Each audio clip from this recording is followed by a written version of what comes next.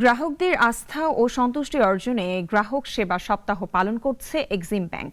Bank কর্তৃপক্ষ বলছে, নিরবিচ্ছিন্ন সেবা দিয়ে গ্রাহকের সন্তুষ্টি অর্জনই তাদের লক্ষ্য। বৃহস্পতিবার সন্ধ্যায় রাজধানীর একটি হোটেলে মতিঝিল শাখার গ্রাহকদের সঙ্গে আড্ডা দেন ব্যাংকের পর্ষদ আর ব্যবস্থাপনা কর্তৃপক্ষ। গত 2 যুগের যাত্রায় আমানত ও গ্রাহক সমানতালে বেড়েছে ব্যাংকটির।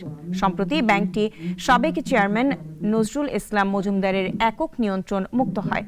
পুনর্গঠিত পর্ষদ আর ব্যবস্থাপনা কর্তৃপক্ষ আমানতকারীদের স্বার্থ রক্ষায় তাদের মনোযোগের কথা বলছেন গ্রাহক সমাবেশে। এখন আমাদের ফিক্সড ডিপোজিট আরম্ভ হয়ে গেছে। আজকে আমাদের প্রচুর ফিক্সড ডিপোজিট হয়েছে বিভিন্ন ব্রাঞ্চে।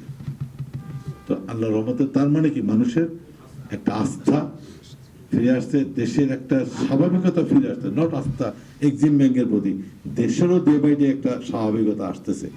সো এটা আমাদের জন্য একটা ভালো লক্ষণ।